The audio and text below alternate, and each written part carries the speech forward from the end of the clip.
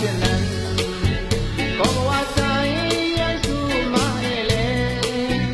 ô nào nào liên kết cánh qua này này cây thì hơn nắng có điều u trái trái hơn nô cả gì su mò lẽ trong tay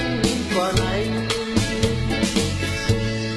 bỏ mi chẳng ngã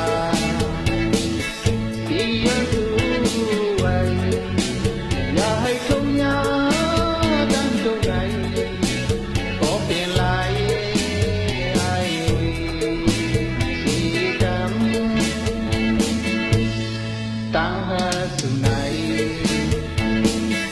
maya có mi tăng nặng lâu đen sâu vô tay chạy qua này loạn sự bằng sự nào nè chẳng gì chạy gì ta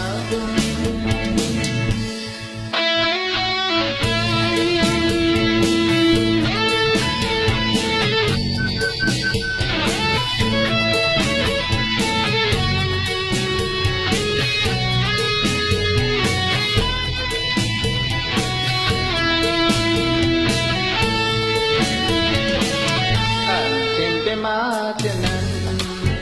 có hoa trái su mãi lên ô nào nào liên kết cánh qua này này cây thì hơn nắng có điều u trái trái hơn nô cả gì su mò lẽ trong tay qua này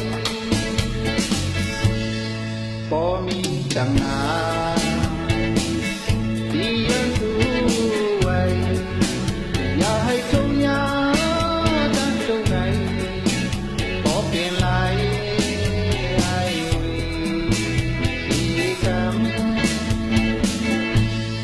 tăng hơn sự này